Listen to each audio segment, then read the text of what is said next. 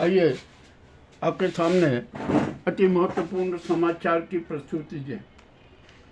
खाड़ी युद्ध जो भीषण तबाही का कारण बना हुआ था, अब वहाँ पर 15 दिन के लिए युद्ध विराम की घोषणा हो गई। अमेरिका ने ईरान के 10 प्रस्तावों को मान लिया, स्वीकार कर लिया कि ठीक है भाई, इस पर होगा। और 10 अप्रैल को इस्लामाबाद में ईरान और अमेरिका के प्रतिनिधि चर्चा करेंगे और क्या क्या सुझाव है, क्या क्या संशोधन करना है, वो उस पर सब बातचीत हो जाएगी। ईरान में जश्न मना हुआ है,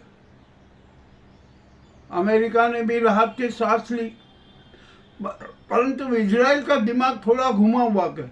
अरे ट्रंप ने ईरान से समझौता कर लिया, युद्ध विराम की घोषणा कर दी, इजराइल का माथा ठनका। परंतु ट्रंप ने बहुत ही बुद्धिमानी के साथ ईरान के 10 प्रस्तावों को स्वीकार करके अपनी इज्जत बचा ली। अब 10 अप्रैल को इस्लामाबाद में क्या होगा, जब प्रतिनिधि चर्चा करेंगे उस समय की सारी बातें होगी। मामला बड़ा विचित्र हो गया। खैर अस्थायी युद्ध विराम तो हो गया, और अब तो समूचा विश्व चाहता है कि जो ये युद्ध विराम हुआ है वो स्थायी युद्ध विराम हो। ईरान और अमेरिका मिलकर कोई अच्छा निर्णय कर ले कि जिससे कभी भी विध्वंस की बात नहीं हो, ईरान की संप्रभुता कायम रहेगी। ये भी बात अब तो अमेरिका ने स्वीकार ली है। अब ईरान पर किसी प्रकार के कोई प्रतिबंध नहीं होंगे, ये भी तय है, ये भी बात मान ली गई। तो सब कुछ तो तय हो गया। अब क्या बचा? अब तो मामला बड़ा विचित्र हो गया। अब ये जो स्थिति बनी है, ये विश्व शांति के लिए एक अच्छा कदम है। अभी जो ये समझौता हो रहा है ना, ये तो सभी पक्षों के बीच में हो रहा है, परंतु ये सारे समझौते हैं ना राष्ट्र संघ के नेतृत्व में और राष्ट्र संघ की मध्यस्थता में होना चाहिए और लिखित रूप में होना चाहिए। और उसमें एक शर्त ये होना चाहिए कि जो तीनों राष्ट्र हैं, इजराइल, अमेरिका और ईरान, जो ये यहाँ पर जो समझौता हुआ है, इस समझौते को कोई तोड़ेगा नहीं। मामला चलो निपटा, शांति की ओर एक कदम तो बढ़ा, नहीं तो विध्वंस हो रहा था। सब जगह चीख पुकार, हिंसा, मौत, विस्फोट, इनके सबके सारे कारनामे आ रहे थे, नज़ारे आ रहे थे, दर्श हो रहा था, चीख पुकार हो रही थी। चलो एक जो हृदय विदारक दृश्य थे ना, वो सब समाप्त हुए। ईरान अपनी बात का पक्का, उसने तो अपने स्पष्ट स्थिति स्पष्ट कर दी, और तीनों राष्ट्रों ने बहुत खोया इस 40 दिन के युद्ध में। और क्या क्या खोया है, कैसे खोया है, ये वो ही जानते। अब यहाँ पर एक पेच फंसता है मुआवजे का।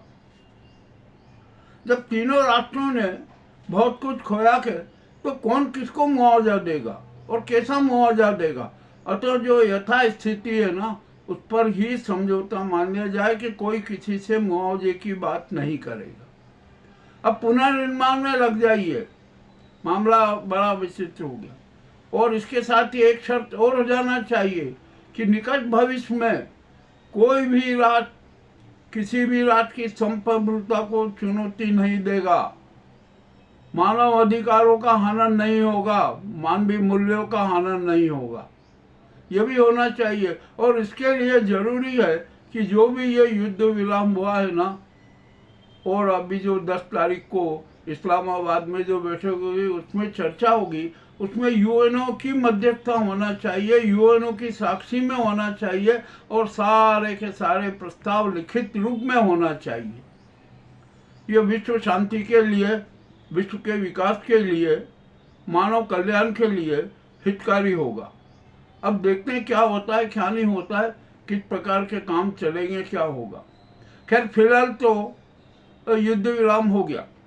अब कोई किसी पे हमले नहीं करेगा, रॉकेट के नहीं होंगे, मिसाइल नहीं चलेगी, कुछ भी नहीं चलेगा, शांति होगी। अब तो जो लोग दर्द जिन्होंने दर्द झेला है ना, उनकी सेवा का समय आया है। अब उनकी सेवा करने की पहल होना चाहिए। रेड क्रॉस सोसाइटी को आगे आना चाहिए। अमेरिका को भी अब थोड़ा अपना रूप बदलना पड़ेगा। ईरान को भी अपना रूप बदलना पड़ेगा।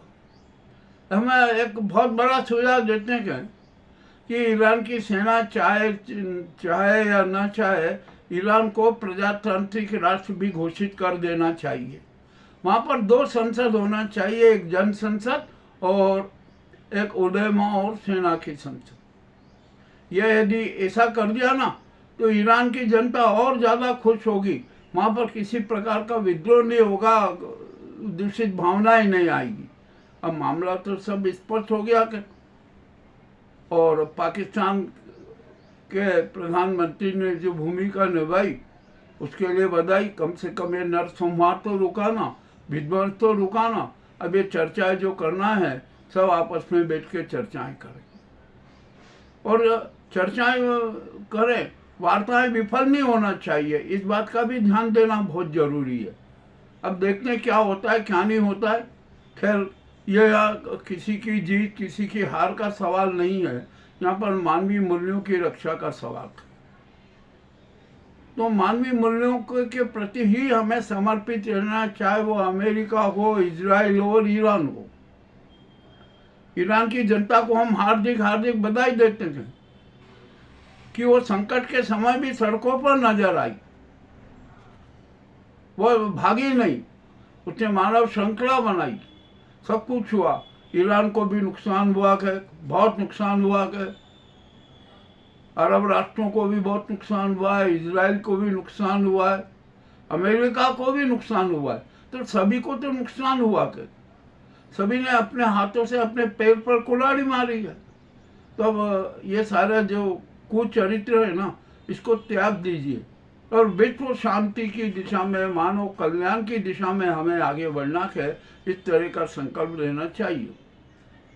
अब यहाँ पर राष्ट्र संघ को बहुत अति सक्रियता के साथ, बड़ी गंभीरता के साथ मानवीय मूल्यों की रक्षा के लिए, विकास के लिए कदम उठाना है। ये भी बहुत जरूरी है। तभी तो राष्ट्र संघ का महत्व बढ़ेगा, अन्यथा एक मूक दर्शक की तरह रहने से कोई फायदा नहीं है। चलिए, जो भी हुआ हो, 40 दिन की त्रासदी हुई, ये हुआ, सब कुछ हुआ। न जाने कितने घर तबाह हुए, कितने लोग मर गए। ईरान में ही 2000 से अधिक लोगों की मौत हो गई। मामला हुआ, कितना नुकसान हुआ, सब कुछ हुआ। और इस युद्ध ने तो महंगाई बढ़ा दी। अब हार्मोज पर भी कोई विवाद नहीं होगा, वहाँ ओमान भी विवाद नहीं करेगा, अमेरिका भी विवाद नहीं करेगा। जो जिसकी जो संप्रभुता है ना, वो कायम रहेगी, उसको कोई एक दूसरा राष्ट्र चुनौती नहीं देगा। चले, विश्व शांति की दिशा में एक कदम तो आगे बढ़ा। अब 10 तारीख को, 10 अप्रैल को और नए नए सुझाव भी आएंगे, उनको भी मूर्त रूप देना है। परंतु यह हमारा एक ही कहना है कि जो भी आप पे संधि हो, जो भी आप पे सुझाव हो, आप जिन जिन बातों पर सहमत हो, वो लिखित रूप में और राष्ट्र संघ की अध्यक्षता में, उसकी मध्यस्थता में होना चाहिए। आप पहले चर्चा कर लीजिए 10 अप्रैल को, ठीक है, हो जाएगा। अब मामला तो बड़ा सब सुलझ जाएगा। एक सिर्फ मामला अटकेगा फिलिस्तीन का। तो फिलिस्तीन को भी समूचे विश्व ने मान्यता दे दी है, इजराइल को भी उसे